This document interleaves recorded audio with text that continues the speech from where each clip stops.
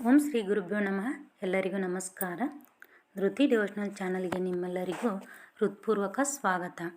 ಸ್ನೇಹಿತರೆ, ಶ್ರೀ ರಾಘವೇಂದ್ರ ಸ್ವಾಮಿಗಳ ಭಕ್ತರಾಗಿರುವ ಪ್ರತಿಯೊಬ್ಬರೂ ತಿಳಿದುಕೊಳ್ಳಬೇಕಾದ ಒಂದು ವಿಶೇಷವಾದ ವಿಷಯವನ್ನು ಇವತ್ತಿನ ಈ ವಿಡಿಯೋದಲ್ಲಿ ನಾನು ನಿಮ್ಮ ಜೊತೆ ಹಂಚ್ಕೋತಾ ಇದ್ದೀನಿ.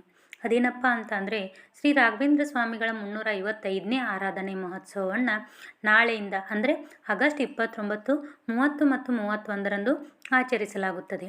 ಈ 3 ದಿನಗಳಲ್ಲಿ ಕ್ರಮವಾಗಿ ನಾವು ಪೂರ್ವಾರಾಧನೆ, ಮಧ್ಯಾರಾಧನೆ ಮತ್ತು ಉತ್ತರಾಧನೆ ಅಂತ ಆಚರಣೆ ಮಾಡ್ತೀವಿ.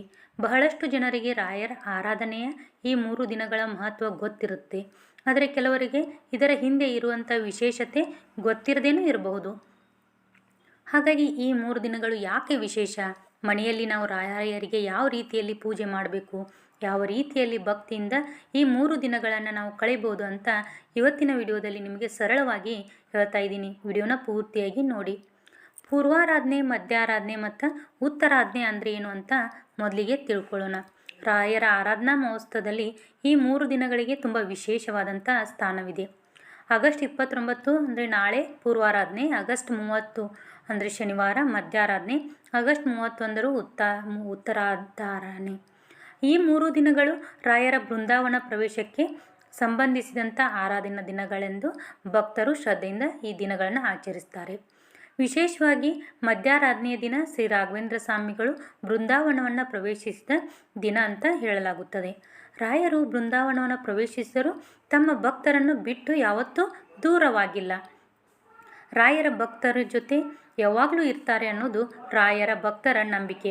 ಅದಕ್ಕಾಗಿಯೇ ಮಂತ್ರಾಲಯಕ್ಕೆ ಹೋದಾಗಲೂ, ಮನೆಯಲ್ಲಿ ರಾಯರನ್ನ ಪೂಜೆ ಮಾಡುವಾಗಲೂ ಭಕ್ತರು ರಾಯರನ್ನ ಜೀವಂತ ಸಾನ್ನಿಧ್ಯವಾಗಿ ಭಾವಿಸಿ ಪ್ರಾರ್ಥನೆ ಮಾಡ್ತಾರೆ.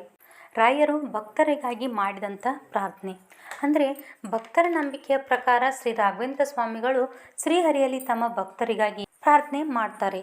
ನನ್ನನ್ನು ನಂಬಿಕೊಂಡಿರುವಂಥ ಭಕ್ತರು ಯಾರೇ ಆಗಿರಲಿ, ಅವ್ರ ಕಷ್ಟಗಳು ದೂರವಾಗಲಿ, ಅವರಿಗೆ ಶ್ರೀಹರಿಯ ಅನುಗ್ರಹ ಸಿಗಲಿ ಎನ್ನುವ ಭಾವನೆಯಿಂದ ರಾಯರು ಪ್ರಾರ್ಥಿಸುತ್ತಾರೆ.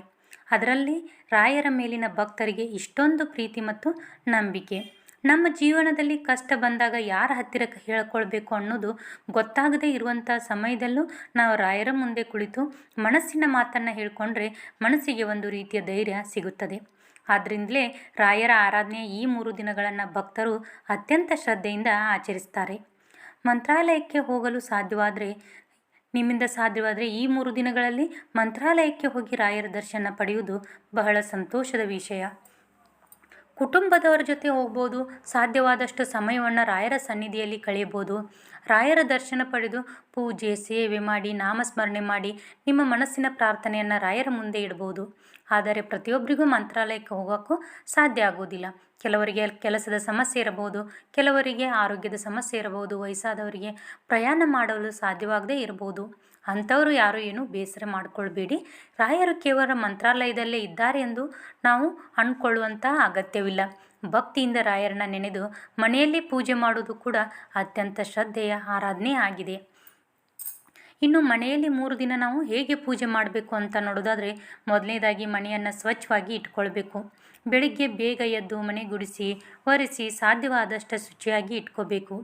ಪೂಜೆ ಮಾಡುವ ಸ್ಥಳವನ್ನು ಸ್ವಚ್ಛವಾಗಿ ಇಟ್ಕೋಬೇಕು. ಮನೆಯ ಹೊಸ್ತಿಲನ್ನು ತೊಳೆದು ರಂಗೋಲಿ ಹಾಕಿ ಅರಿಶಿನ ಮತ್ತು ಕುಂಕುಮ ಇಟ್ಟು ಸಾಧ್ಯವಾದರೆ ಮಾವಿನ ಎಲೆಯ ತೋರಣವನ್ನು ಕಟ್ಬೋದು. ತುಳಸಿ ಕಟ್ಟೆ ಇದ್ದರೆ ತುಳಸಿಗೆ ನೀರು ಹಾಕಿ ಅರಿಶಿನ ಕುಂಕುಮ ಹಚ್ಚಿ ತುಳಸಿ ಸುತ್ತಲೂ ರಂಗೋಲಿ ಹಾಕಿ ಪೂಜೆ ಮಾಡಿ. ಶ್ರೀಹರಿಗೆ ತುಳಸಿ ಅತ್ಯಂತ ಪ್ರಿಯವಾದದ್ದು. ರಾಯರು ಶ್ರೀಹರಿಯ ಭಕ್ತರಾಗಿರುವುದರಿಂದ ರಾಯರ ಪೂಜೆಯಲ್ಲೂ ನಾವು ತುಳಸಿಗೆ ವಿಶೇಷವಾದಂಥ ಸ್ಥಾನವಿದೆ. ನಮ್ಮ ಹತ್ರ ಹೂವು ಇಲ್ಲ ಅಂತಾದರೆ ಒಂದು ತುಳಸಿ ದಳ ಏರಿಸಿದರೂ ರಾಯರಿಗೆ ತುಂಬ ಪ್ರಿಯವಾಗುತ್ತದೆ. ನಂತರ ದೇವರ ಕೋಣೆಯನ್ನು ಸ್ವಚ್ಛವಾಗಿ ಮಾಡಿಕೋಬೇಕು. ರಾಯರ ಫೋಟೋ ಅಥವಾ ವಿಗ್ರಹವನ್ನು ಮನೆಯ ಮೇಲೆ ಇಟ್ಟು ಪೂಜೆ ಮಾಡಬೇಕು. ರಾಯರಿಗೆ ಗಂಧ, ಕುಂಕುಮ, ಹೂವು ಮತ್ತು ತುಳಸಿಯನ್ನು ಅರ್ಪಿಸಬೇಕು. ಇನ್ನು ದೀಪದ ಮಹತ್ವವನ್ನು ಹೇಳೋದಾದರೆ, ರಾಯರ ಮುಂದೆ ಸಾಧ್ಯವಾದರೆ ತುಪ್ಪದ ದೀಪವನ್ನು ಹಚ್ಚಿ. 2 ದೀಪ ಹಚ್ಚಲು ಸಾಧ್ಯವಾದರೆ 2 ಹಚ್ಬೋದು. ಸಾಧ್ಯವಾಗದಿದ್ದರೆ 1 ದೀಪವನ್ನಾದರೂ ಭಕ್ತಿಯಿಂದ ಹಚ್ಚಬೇಕು. ದೀಪವನ್ನು ಹಚ್ಚುವಾಗ ನಮ್ಮ ಮನಸ್ಸಿನಲ್ಲಿ ಒಂದು ಒಳ್ಳೆಯ ಭಾವನೆ ಇರಬೇಕು. ರಾಯರೇ, ನಮ್ಮ ಮನೆಯಲ್ಲಿ ಸದಾ ಶಾಂತಿ, ನೆಮ್ಮದಿ ಮತ್ತು ಸೌಭಾಗ್ಯ ಇರಲಿ, ನಮ್ಮ ಕುಟುಂಬದ ಎಲ್ಲರನ್ನೂ ಕಾಪಾಡುವಂತ ಬೇಡ್ಕೋಬೇಕು. ದೀಪ ಹಚ್ಚುವುದು ಮಾತ್ರ ಮುಖ್ಯವಲ್ಲ, ದೀಪದ ಮುಂದೆ ಕುಳಿತು ಕೆಲವು ನಿಮಿಷಗಳಾದರೂ ಮನಸ್ಸನ್ನು ಶಾಂತವಾಗಿಟ್ಟುಕೊಂಡು ರಾಯರನ್ನು ನೆನೆಯುವುದು ಮುಖ್ಯ. ಇನ್ನು ನೈವೇದ್ಯ ಏನು ಮಾಡಬೇಕು ಅಂತಾದರೆ ಈ 3 ದಿನಗಳಲ್ಲಿ ರಾಯರಿಗೆ ಸಾತ್ವಿಕವಾದಂಥ ನೈವೇದ್ಯವನ್ನೇ ಅರ್ಪಿಸಬೇಕು. ಹಾಲು, ಬೆಲ್ಲ, ಪಾಯಸ, ಚಿತ್ರಾನ್ನ, ಸಿಹಿ ಪೊಂಗಲ್ ಅಥವಾ ನಿಮ್ಮ ಮನೆಯಲ್ಲಿ ಮಾಡೋ ಯಾವುದೇ ಸಾತ್ವಿಕ ಪದಾರ್ಥವನ್ನು ನೈವೇದ್ಯವಾಗಿ ಇಡಬೇಕು. ದೊಡ್ಡ ಪ್ರಮಾಣದಲ್ಲಿ ಅಡುಗೆ ಮಾಡಬೇಕೆನ್ನುವಂಥ ಅವಶ್ಯಕತೆ ಏನಿಲ್ಲ. ಇನ್ನು ಭಕ್ತಿಯಿಂದ ಅರ್ಪಿಸುವ ಒಂದು ಸಣ್ಣ ನೈವೇದ್ಯವು ರಾಯರಿಗೆ ತುಂಬ ಇಷ್ಟ ಆಗುತ್ತದೆ. ನೈವೇದ್ಯವನ್ನು ದೇವರಿಗೆ ಅರ್ಪಿಸಿದ ನಂತರ ಪ್ರಸಾದವಾಗಿ ಕುಟುಂಬದವರು ಸ್ವೀಕರಿಸಬೇಕು. ಈ 3 ದಿನ ನಾಮಸ್ಮರಣೆ ಮಾಡಿ. ರಾಯರ ಆರಾಧನೆಯಲ್ಲಿ ನಾಮಸ್ಮರಣೆಗೆ ವಿಶೇಷ ಮಹತ್ವ ಇದೆ. ನಿಮಗೆ ಸಾಧ್ಯವಾದಷ್ಟು ಸಮಯ ರಾಯರ ಮುಂದೆ ಕುಳಿತುಕೊಂಡು ಓಂ ಶ್ರೀ ರಾಘವೇಂದ್ರಾಯ ನಮಃ ಅಂತ ಜಪಿಸಿ. 10 ನಿಮಿಷ ಸಾಧ್ಯವಾದರೆ 10 ನಿಮಿಷ, ಅರ್ಧ ಗಂಟೆ ಸಾಧ್ಯವಾದರೆ ಅರ್ಧ ಗಂಟೆ ಸಮಯಕ್ಕಿಂತ ನಿಮ್ಮ ಭಕ್ತಿ ಮುಖ್ಯವಾಗಿರುತ್ತದೆ.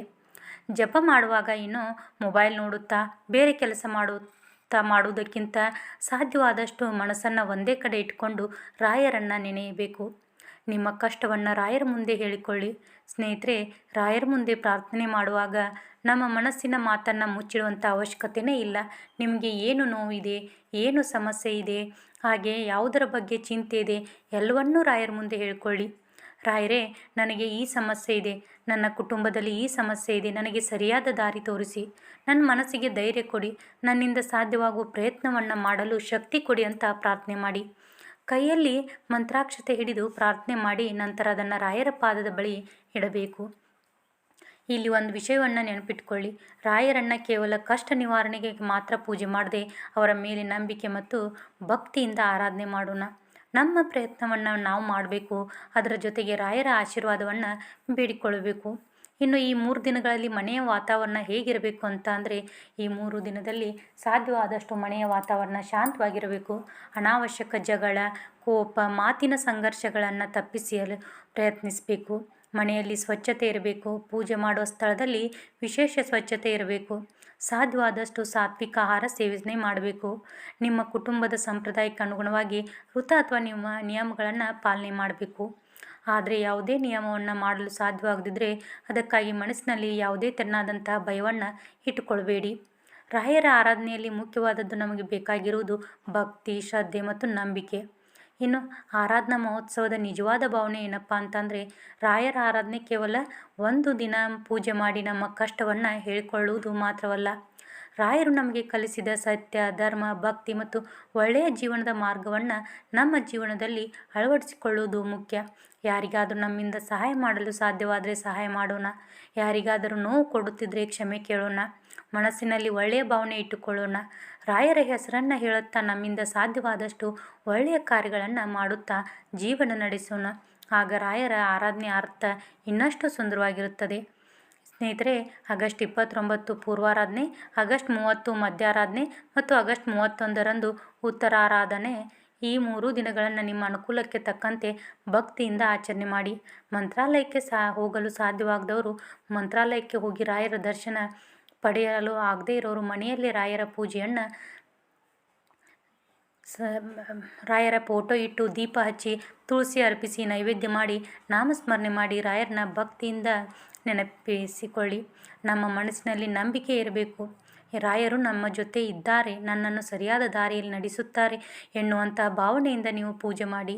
ನಿಮ್ಮ ಮನಸ್ಸಿನಲ್ಲಿರುವಂತಹ ಕಷ್ಟಗಳನ್ನು ರಾಯರ ಮುಂದೆ ಹೇಳಿಕೊಳ್ಳಿ. ಜೊತೆಗೆ ನಿಮ್ಮ ಜೀವನದಲ್ಲಿ ಒಳ್ಳೆಯ ಬದಲಾವಣೆ ಬರಲು ನೀವು ಮಾಡಬೇಕಾದ ಪ್ರಯತ್ನಗಳನ್ನು ಮಾಡಿ. ರಾಯರ ಕೃಪೆಯಿಂದ ಎಲ್ಲರ ಜೀವನದಲ್ಲೂ ಶಾಂತಿ, ನೆಮ್ಮದಿ ಮತ್ತು ಸಂತೋಷ ನೆಲೆಸಲಿ. ಈ ಮಾಹಿತಿಯನ್ನು ನಿಮ್ಮ ಅಕ್ಕ ತಂಗಿಯರು, ಸ್ನೇಹಿತರು, ಕುಟುಂಬದವರು ಮತ್ತು ರಾಯರ ಭಕ್ತರೊಂದಿಗೆ ಹಂಚಿಕೊಳ್ಳಿ. ಅವರಿಗೂ ಈ 3 ದಿನಗಳ ಬಗ್ಗೆ ತಿಳಿದು ತಮ್ಮ ಅನುಕೂಲಕ್ಕೆ ತಕ್ಕಂತೆ ರಾಯರ ಆರಾಧನೆ ಮಾಡಲು ಅವಕಾಶವಾಗಲಿ. ಶ್ರೀ ರಾಘವೇಂದ್ರ ಸ್ವಾಮಿಗಳ ಅನುಗ್ರಹ ನಮ್ಮೆಲ್ಲರ ಮೇಲಿರಲಿ. ಓಂ ಶ್ರೀ ರಾಘವೇಂದ್ರಾಯ ನಮಃ. ಓಂ ಶ್ರೀ ರಾಘವೇಂದ್ರಾಯ ನಮಃ. ಓಂ ಶ್ರೀ ರಾಘವೇಂದ್ರಾಯ ನಮಃ. ನಮಸ್ತೆ ಸ್ನೇಹಿತರೆ, ಧೃತಿ ಡಿವೋಷನಲ್ ಚಾನಲ್ಗೆ ನಿಮ್ಮ ಪ್ರೀತಿ ಮತ್ತು ಬೆಂಬಲ ಸದಾ ಇರಲಿ. ಮತ್ತೆ ಮುಂದಿನ ವಿಡಿಯೋದಲ್ಲಿ ಸಿಗ್ತೀನಿ. ಸರ್ವೇ ಜನ ಸುಖಿನೋ ಭವಂತು.